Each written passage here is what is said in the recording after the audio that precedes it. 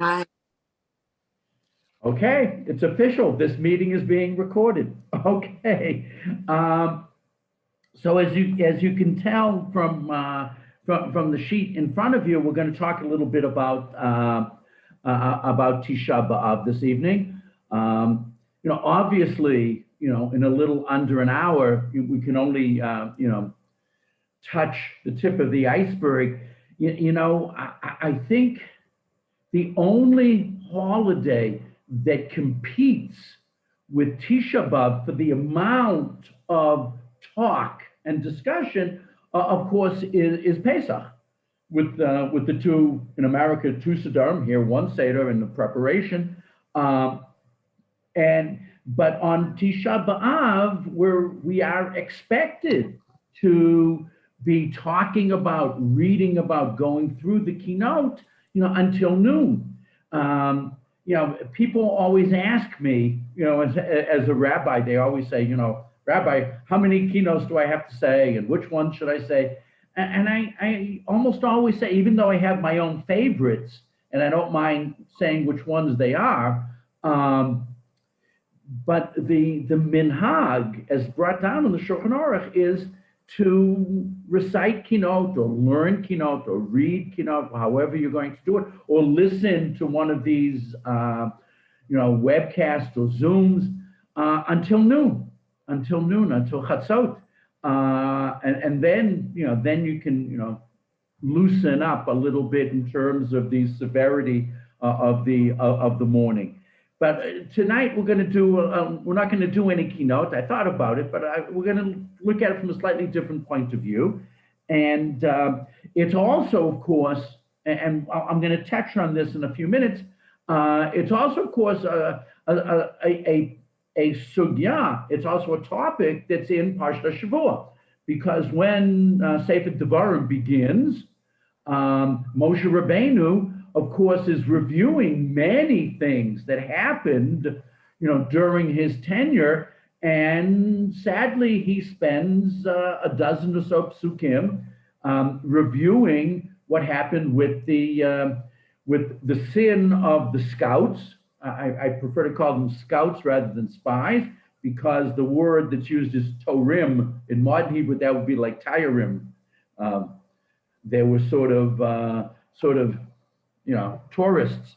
The word meraglim is not used, so they weren't exactly spies. They were more scouts to bring reports about the situation in the country, rather than to really give military information like the spies of Yehoshua did in the second chapter of Sefer Yehoshua, and those were called meraglim, were called spies. But okay, we will say a word about a difference between the way it was originally reported in Parshat Shlach, as opposed to the way it's reported in this week's Torah reading. Hopefully in a few minutes, maybe 10, 15 minutes, I'll say something about that. But I do want to go to the most famous pasuk, which connects the story of the Jews' rejection of going into Eretz Yisrael with Tisha B'Av.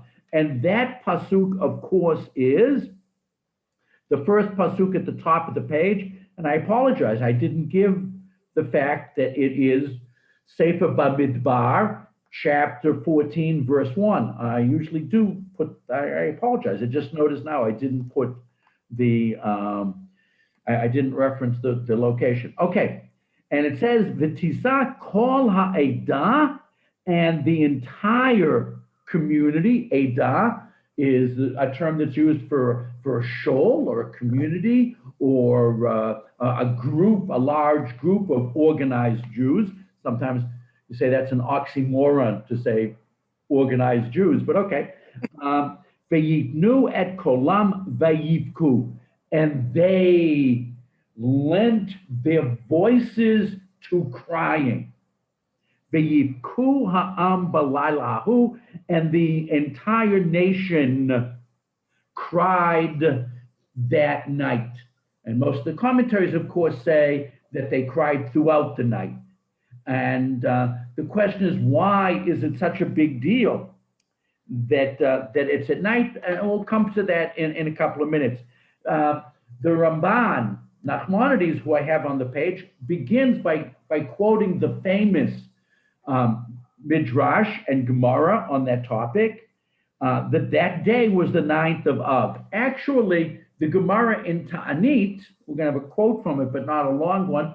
Gemara in Ta'anit on Daf Chavtet, folio 29, actually figures out how it had to have been. It traces the dates from the time they left Egypt on the 15th of Nisan through, Shavuot and Shivasa B'Tammuz, when the tablets were broken, till we get to Tisha B'Av, and they said it works out.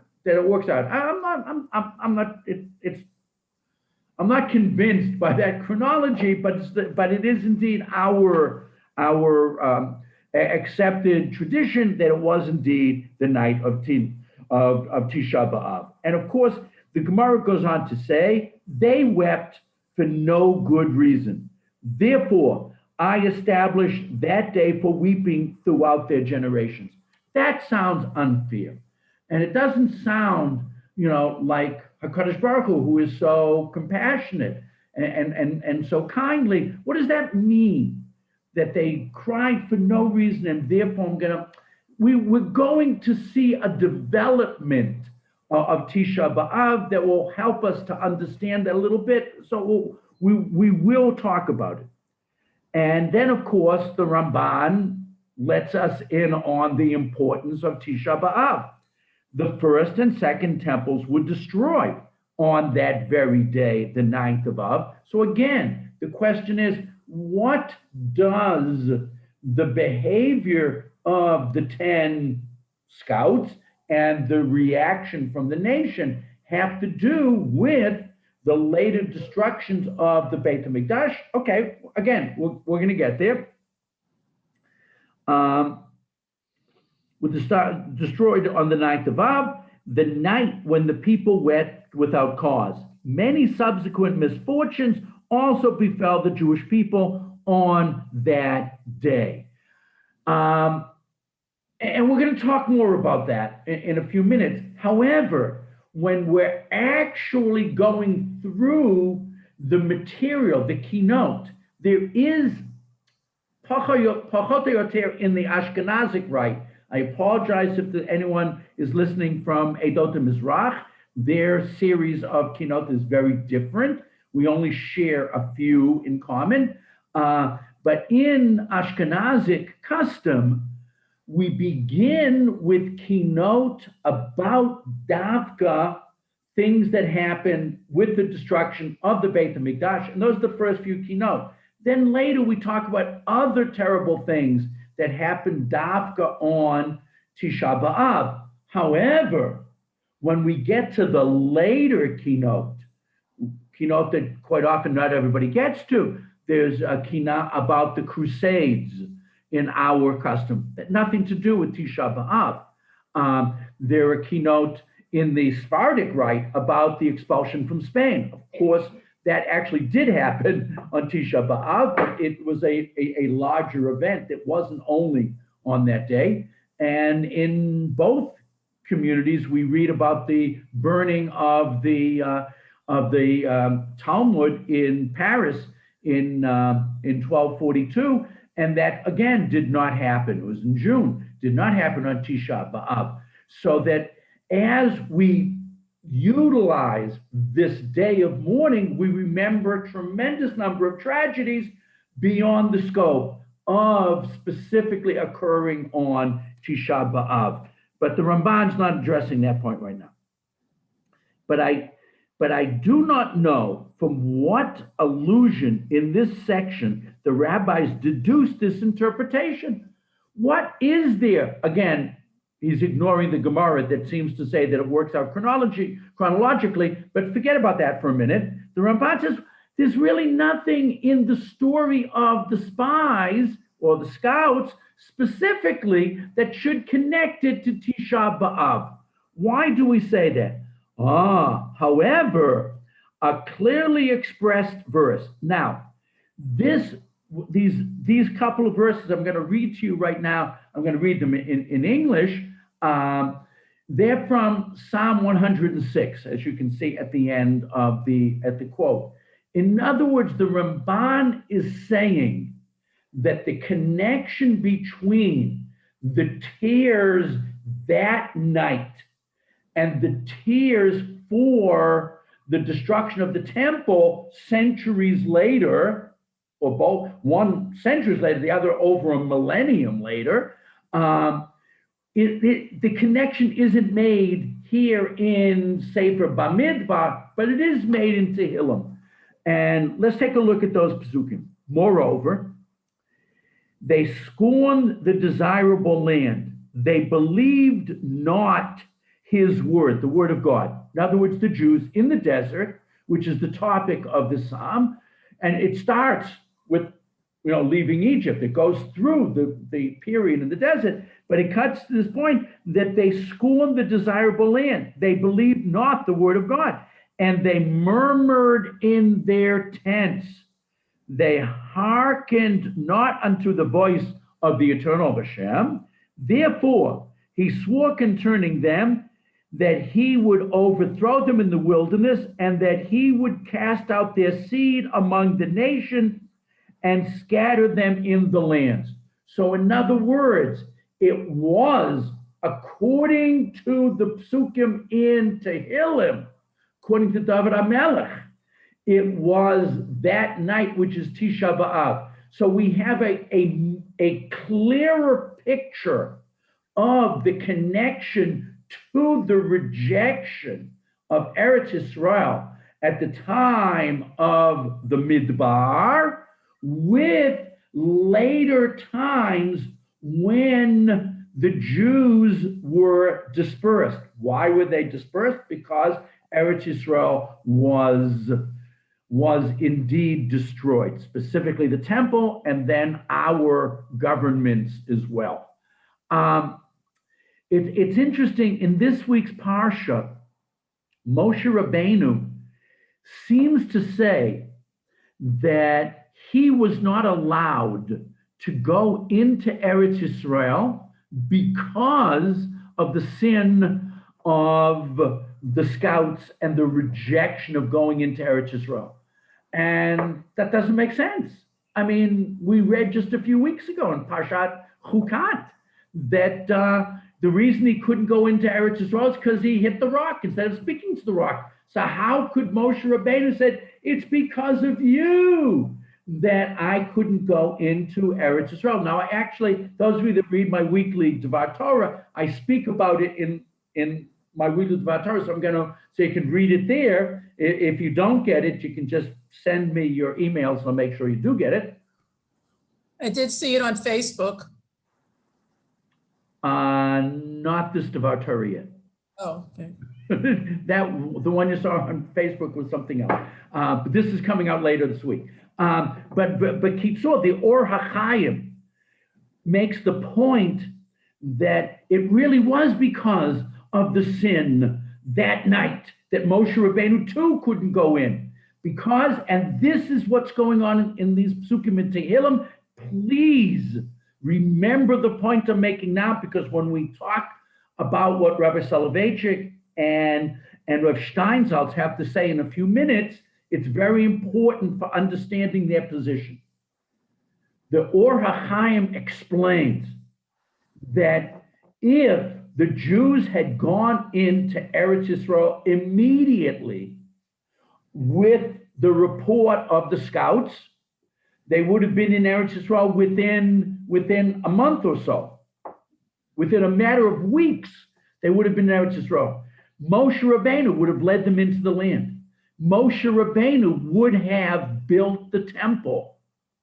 And if Moshe led them into the land, and if Moshe built the temple, the Or HaChaim claims, that would have been a temple that never would have been destroyed. The nation founded by Moshe Rabbeinu never would have been destroyed.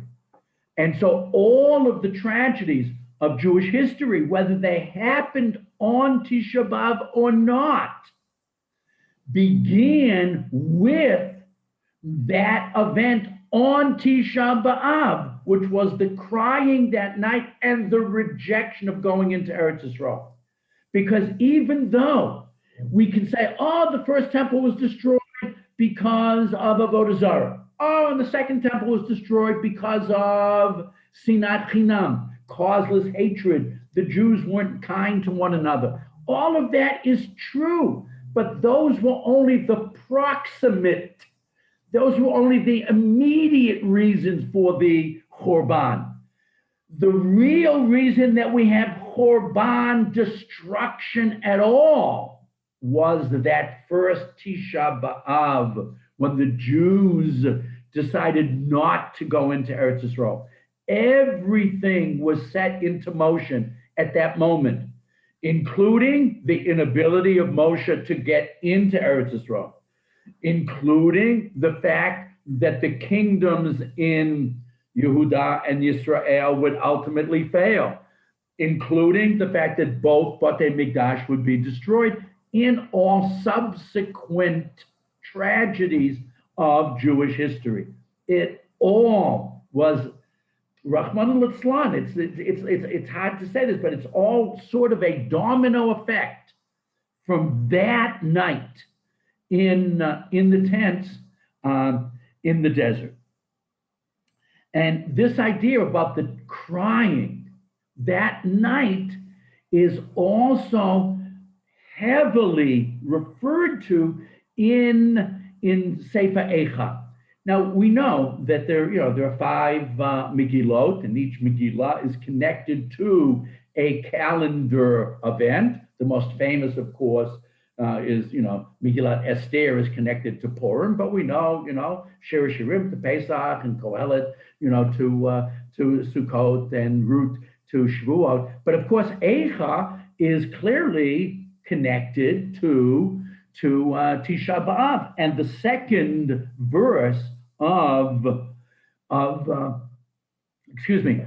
Eicha is about this same crying, and it says, "B'chol tivkeh b'layla," they cried. B'chol tivkeh, they cried, and it sounds like, and they will cry. They cried and will cry. It's a funny, usually it gets translated, surely they cried. My translation in front of me says, bitterly she weeps. Okay? B'layla, at night. V'dimata al-chaya, and the tear remains on her cheek. Now, who's the she in this pasuk? It's Yerushalayim. It's the city of Yerushalayim, and it's a general principle in the Hebrew language that cities are feminine. And so the reference here is Yerushalayim. And Yerushalayim cries that night. So there are a couple of questions. How come it says B'chol tivkeh twice? So the most famous answer is the first crying is the first Beit HaMikdash, and the second crying is the second Beit HaMikdash. That's one midrash. Another midrash in Midrash Eicha on this pasuk says, really there were 2 different people crying. It was the city of Yerushalayim, but it's also HaKadosh Baruch Hu. It's also HaKadosh Baruch Hu. And then, for me, the amazing image, and I used to have it, I must not have brought it with me. There was a Rosenfeld edition of the Kinos. Diane Rosenfeld from London was the first one that came out with a translation of all of Keynote. It came out, I'm going to say, in the 60s.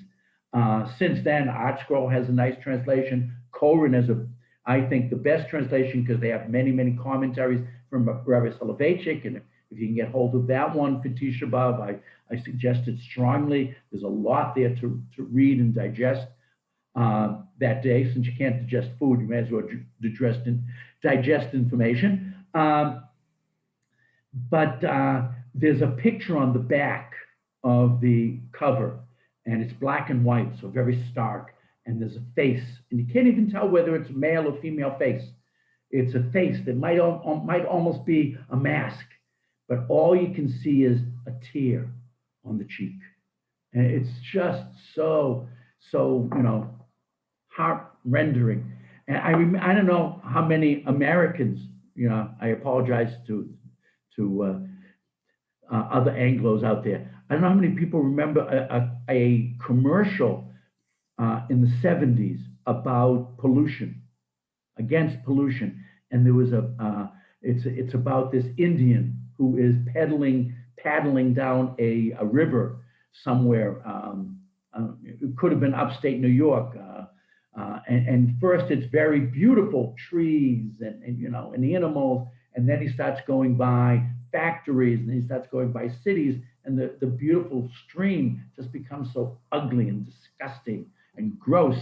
And you see the Indian turns his face, and there's a tear sitting on his cheek. There's something about a tear on the cheek. And the Midrash says that it's like a young wife who cries for her young husband, who loses a husband early in life, and the tear remains on her cheek because she just doesn't stop crying.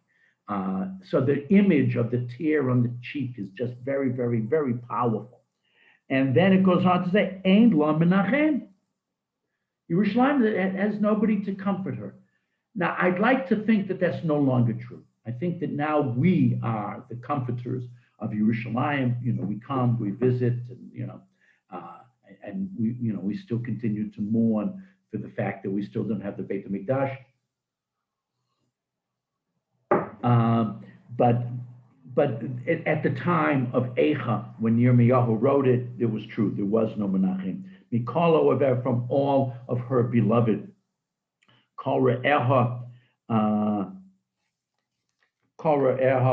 bagadu ba hayula lo'ivim vinas.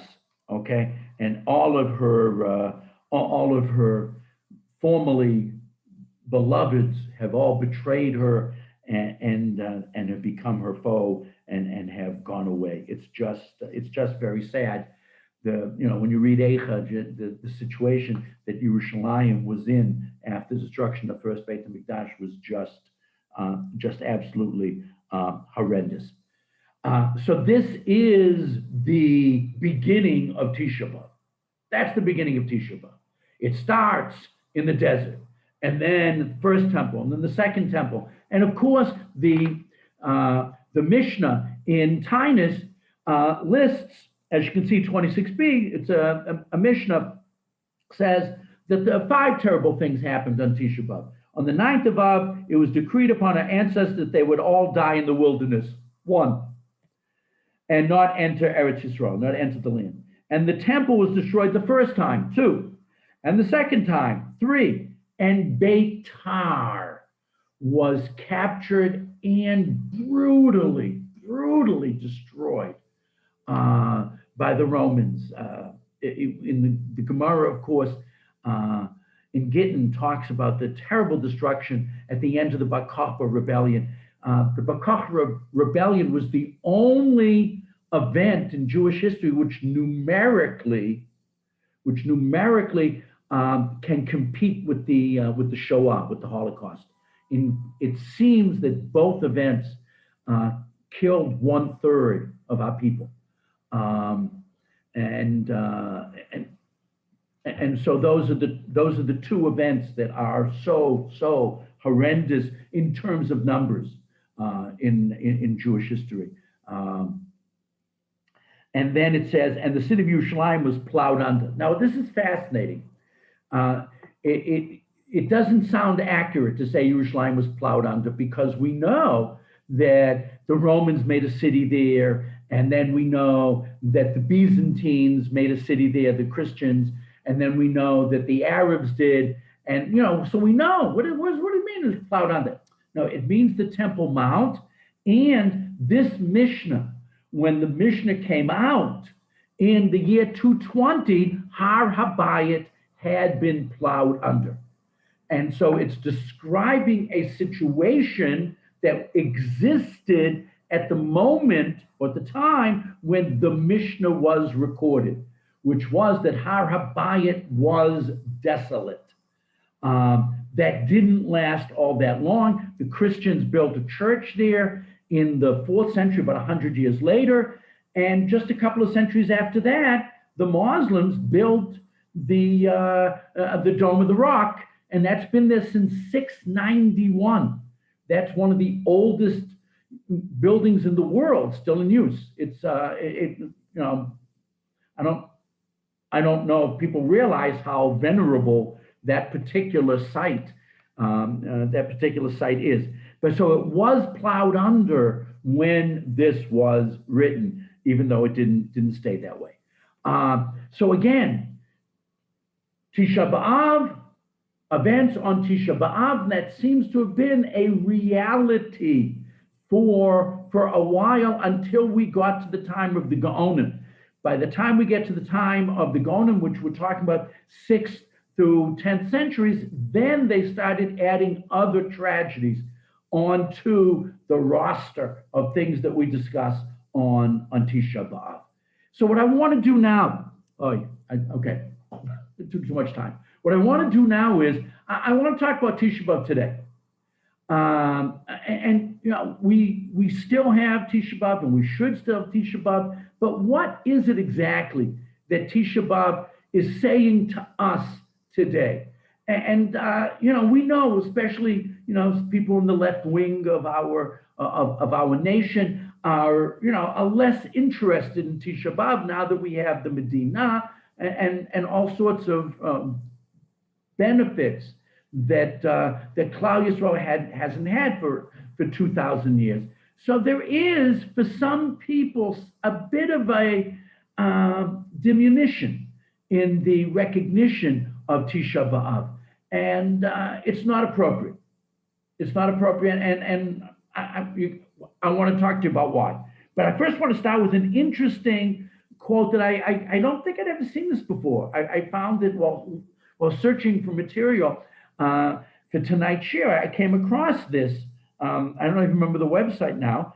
It's a quote from Zev Jabotinsky. And Zev Jabotinsky, of course, was the founder of the revisionist movement and the Cherut Party. And the Cherut Party becomes Likud. And he was the Rebbe, so to speak, of Menachem Begin. And was a tremendous Ohev Yisrael. And was a bit of an enemy of the Labor Federation and David Ben-Gurion. They were the two competitors for the hearts and minds of the Zionists in the teens, the 20s, and the 30s. Zev Jabotinsky died, I think, in 41. I think he died in 41. Okay, so he said this on Tisha B'Av in 1938. Now, Zev Jabotinsky had gone to Europe a number of times trying to convince Jews to come to Eretz Yisrael. But as the war clouds were forming in 1938, a lot of things happened in 1938. First of all, Hitler took over Austria. So the German Empire was expanding. And then later in the year took over parts of Czechoslovakia, with the famous Munich, the Munich cowardice of the Allied powers. And so you could see bad stuff was developing. And so he said this on Tisha B'Av in 1938. It is already 3 years that I am calling upon you, Polish Jewry. And that was for 3 years he had been traveling back and forth to Poland. I continue to warn you incessantly that a catastrophe is coming closer. I became gray and old in these years. It's fascinating. Jabotinsky seeing with his mind's eye the plight of European Jewry. It aged him, and it's just fascinating to hear this, his prescience over what was going to befall the Jews of Europe. My heart bleeds, dear brothers and sisters. Do not see the volcano which will soon begin to spit its all-consuming lava. Wow, what a dreadful image that's just evocative. He really saw it coming.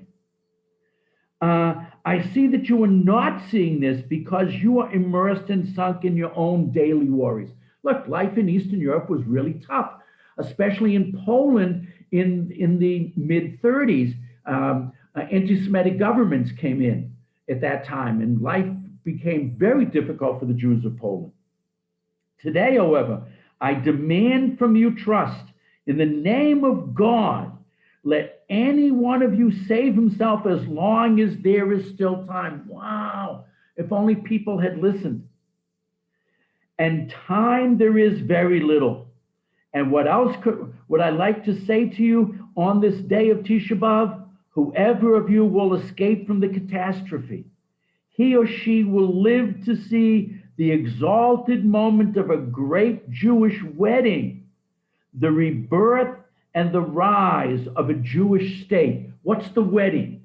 What wedding is he talking about? The wedding of Am Yisrael with Eretz Yisrael. It's a beautiful image that he viewed the Jews coming home as Ke'ilu, a wedding. I don't know if I will be privileged to see it. He didn't. My son will, I believe, my son will. I believe in this, as I am sure that tomorrow morning the sun will rise. Wow, talk about emunah. It's hard to believe he wasn't dati, but he was sort of Masorti. He and Begin really, did, keep Shabbat in their own way and did daven in their own way. In other words, it wasn't like the more less religious Labor Federation people. These people were more connected to Yahadut as we know it, but nevertheless, it comes across as very, very powerful. And he saw Tisha B'Av as the day to talk about not just what has happened, but even to talk about what might happen.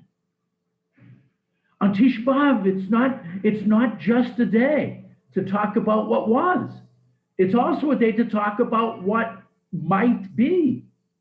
And that's a fascinating idea. It's a fascinating idea. It's clear that Chazal felt that way. Not so much the Rishonim and the Achronim who focused on what was, but in the Gemara, they seem to talk about this is the day that's destined for bad things to happen even in the future. But when you get to, from the year 1000 to the year, 1938, you don't see rabbis doing what Zev Jabotinsky did, which is fascinating. And it's something that we can talk about on our Tisha B'Av as well. Maybe in the afternoon, if we're sitting around with family members, and it's something to talk about. Where are we headed? Rather than just where have we been? It's a fascinating idea. Having said that, I want to take a look at how we're supposed to look at Tisha B'Av today through the eyes of two of the giants of the previous generations of Judaism. First the Rav. I remember in the early 70s, late 60s, early 70s, going to Brookline to commemorate Tisha B'Av with Rabbi Soloveitchik. We would daven at 9 a.m. And after davening, we'd sit down on the floor, and the Rav from 10 o'clock or so until 6 p.m. would learn Kinos with us for 8 hours. And at 6 o'clock, the Rav, I don't know where he found the energy, he would almost run out the door. I was there from like 68 to maybe 75 and 74. I think the last year I went was 74. And because he had a minhag of visiting his parents' graves, and then later, of course, he added his wife, the graves of his beloved on Tisha B'Av. Most of us don't have this minhag. Most of us go to the cemetery in Elul, approaching Yomim Noraim, the high holidays. It's just interesting that this was the minhag of the Rav, and he would literally get someone to drive him quickly, and then they would daven 7 o'clock. It was mincha, so he was rushing out the door at 6 o'clock, but for 8 hours. he would just learn kinos with us. And so the Rav has what to say about Tisha B'Av. He wrote this sometime in the early 70s. I don't have the exact date. I apologize. The piece that I took it from doesn't have the date. I took it from the website of Yeshivat Har Etzion, and so you can look there and find more stuff, both from Rabbi Soloveitchik and from Lichtenstein and other Rosh Yeshiva from Yeshivat Har Etzion. A lot of beautiful stuff in English. But I remember when the Rav talked about this. It might have been 1970. It was soon after the 6-Day War, but before the Yom Kippur War. It was in that stretch of time. Okay, it seems to me, however, that this is not the only reason Tisha B'Av was not abandoned during the Second Temple period. So that's how the Rav starts off. And the Rav brought many proofs that when we had the second Beit HaMikdash, people continued to commemorate Tisha B'Av, even though we had the Beit HaMikdash. What he's saying is different from what Rabbi Steinsaltz is going to say in a few minutes, but it's in other words, even if we have rebuilt the temple, we still might have Tisha B'Av, and he's going to explain why. The second temple did not substitute for the first temple, and not only because of the 5 things that distinguish the first temple from the second temple. See the Gemara in Yoma. Okay, there was no Aron. The clouds didn't go straight up. There were no kruvim. So there were differences in the biggest difference was the second Beit HaMikdash didn't have the Aron. We didn't have the 10 Commandments, the original tablets, and we still don't have them. We believe they're hidden someplace and will be found. And someday will be found. But there were big differences in the 2 buildings. Okay, despite all the success of the second temple, and we know the second temple, when it finally was rebuilt towards the end by Hordas, by Herod, was the most beautiful building in the world. There was one function that it did not succeed in filling, one problem that it was not capable of solving. The second temple did not provide an answer or solution to the philosophic problem presented by the book of Eicha. There is no answer to the question of the destruction, to the ancient problem of the righteous man who suffers and the wicked man who prospers, which is called in modern philosophic terminology, theodicy. The Rav, there are tremendous debates. What does Eicha mean? Some people say it's 2 words. It's Eich Hashem. How Hashem could you do this? And other people say Ayeka, where are you? But the Rav felt very strongly that the word Eicha is really a very intensive how. How can it be? It's a question.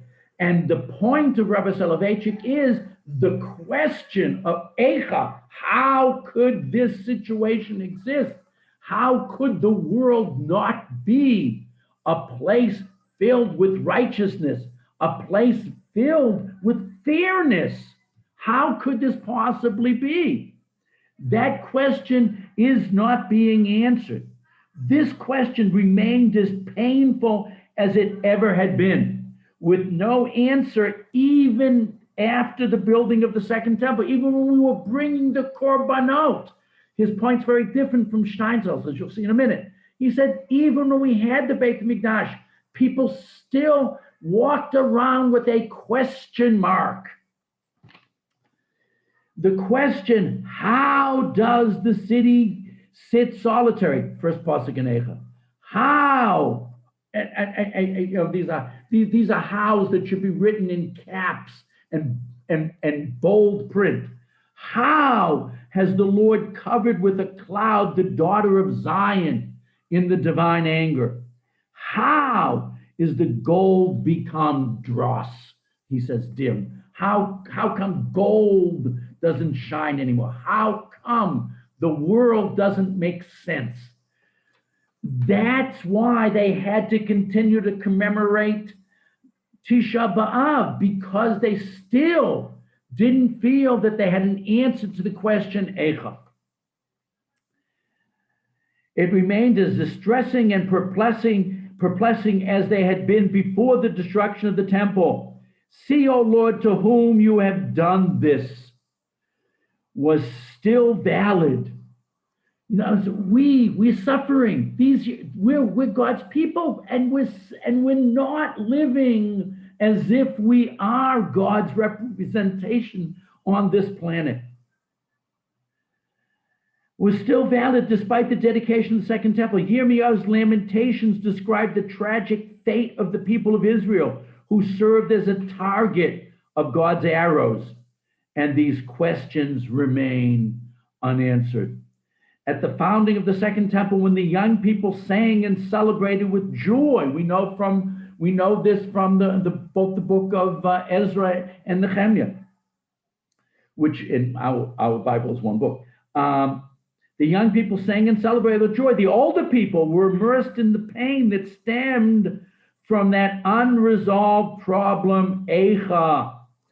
In other words, he's saying the older people weren't crying because the Second Temple wasn't as beautiful at that point as the temple of Shlomo HaMelech. That wasn't why they were crying. They were crying because most of the Jewish nation still was not in Eretz Yisrael. The country was small and poor and downtrodden, and it was still ruled by an outside force, the Persian Empire. In other words, we didn't regain our glory. So there was a lot to still be sad about on Tisha B'Av and continue to ask, Eicha. And now the Rav asks, does Yom HaAtzmaut answer the question of Eicha? Now remember, the Rav was a Zionist. He celebrated Yom HaAtzmaut. Only fools can think so, arrogant fools. And there are many fools of that sort. Can a Jewish government or military success be considered a substitute for all the suffering and killing of the years of Israel's exile? It is forbidden to say that this is the recompense for 6 million Jews who were slaughtered. The Rav never bought that argument, that the reason for the Holocaust was so that we could get to Medina. The Rav never bought into that position, and I must be honest, I'm extremely sympathetic to his point of view.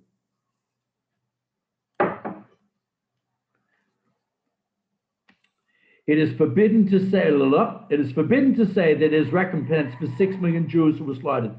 Does the rejoicing of the 6-day war answer all the questions that arose in the period that preceded it? Did it resolve Did it resolve our problems and doubts? Of course not. I mean, after the war, things just got worse, it seems. It is not incumbent upon us to repeat, as did Yirmiyahu, the question of Eicha.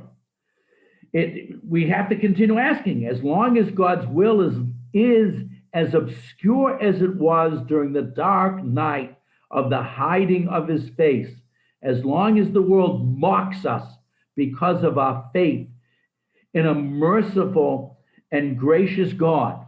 The world mocks us for our faith in a merciful and gracious God. And that continues to this day. Anti-Semitism, both in America and in England, are going up. Things are not improving.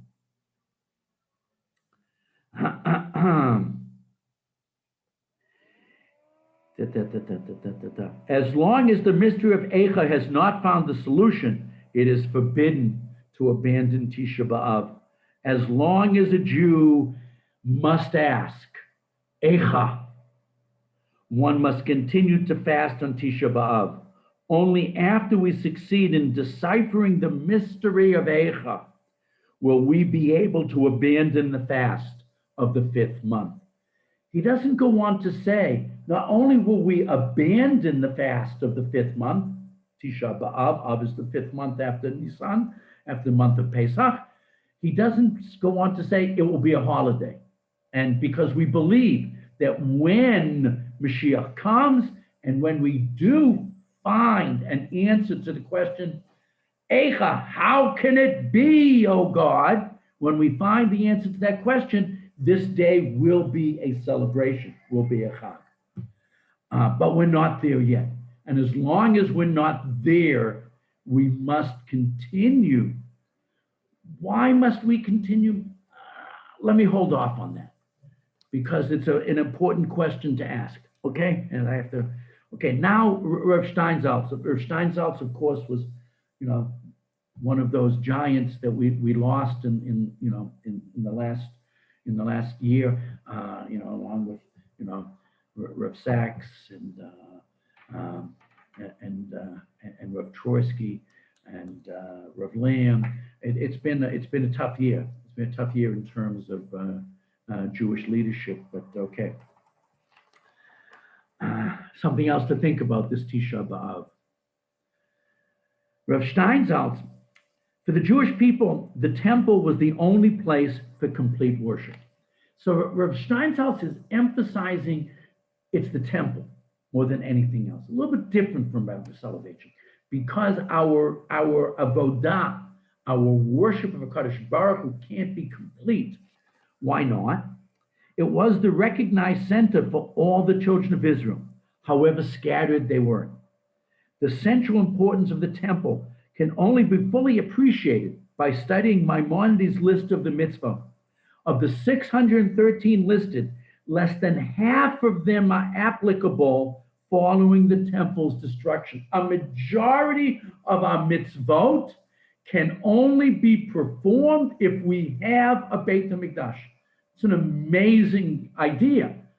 It's an amazing idea, because we think, oh, we're good Jews. Wow, we keep Torah and mitzvot. Not so many. Not so many. Aside from the direct and indirect functions of the temple served, it was also the pinnacle of Jewish life. This is starting to sound a little bit more like Rabbi Soloveitchik. It's not just the temple we're missing. It's not just the mitzvot. It's not just the korbanot. It was the, as he calls it, the pinnacle of Jewish life. We couldn't really feel totally Jewish without the Beit HaMikdash. And its absence represents a basic flaw in the very fabric of the Jewish people. Therefore, the destruction of the temple deprived the Jewish people of the central axis about which their lives revolved and towards which all other life expression was directed. Thus, the destruction of the temple was not only metaphysically, but also historically and actually the removal of the Shekhinah from our midst. We just can't feel the divine presence without the Beit HaMikdash. The exile of the Shekhinah, when the Jews are in exile, so is HaKadosh Baruch Hu. Remember the Midrash I quoted before, that it wasn't just Yerushalayim which was crying. Hashem is crying too. All these sufferings are qualitatively the same. The nation is not unified by a single center, but is rather broken into separated parts and subject to continual injury. We look at society here in Eretz Yisrael, and we look at what's going on, the Knesset. I mean, Baruch Hashem, we have right now a functioning government, which is pretty good, but we still see the factions and the hatred between the factions. And we even see certain members of Knesset of voting against certain bills, not because they don't believe in them, but because it's just to spite the other side. In other words, when we have the Medina, and we have a lot to be thankful for. It's a wonderful place to live. It's a great country. It's wonderful that we see how much the world recognizes it. When you think about COVID, and people look at America as a failure, and look at Eretz Yisrael as a success. I was just watching today a video of the El Al plane leaving Miami Airport after helping in Surfside to try to recover first survivors and since then Rahman al-Islam corpses. It was very touching to see the send-off. All of the fire departments of the area came to fire off hoses over the El Al plane as it left. And there was a video yesterday that I got, someone sent to me, that when the Chayalim, the IDF soldiers, were leaving the site officially yesterday, people were singing Ani Maamin. It's, and I remember when they had the terrible earthquakes in Haiti, and it was the Jews it was the Medina and the Chayalim that restored water, and every water tower in Haiti was painted with a Jewish star. It's just, there's so much to be proud about, but on the other hand, someone just put up on the screen, Sinat Chinam. We're still experiencing Sinat Chinam, and there's a lot still going on that Rav Steinsaltz Oliver Shalom is pointing out to us.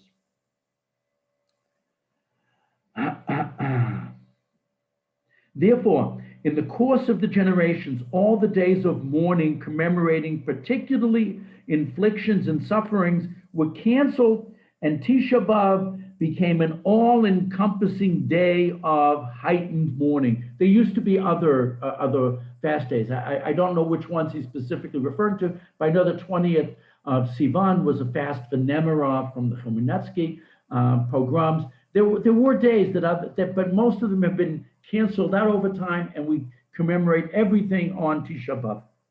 Only the Mashiach, who will bring redemption to the world on a higher plane and in a more complete fashion than ever before possible, can undo the destruction. So the Rav looked at it from a philosophic point of view. Rav Steinsaltz looking for a more practical point of view. We really need Mashiachiyut. We really need that divine leadership to return to the nation, can undo the destruction. Redemption is not simply a return to the situation as it previously existed. It's not just status quo ante. That's not enough. Only a redemption that rises above the sufferings of 2,000 years. Here he's agreeing with Rav Soloveitchik, that brings the Jewish people and the entire world to a higher level of existence.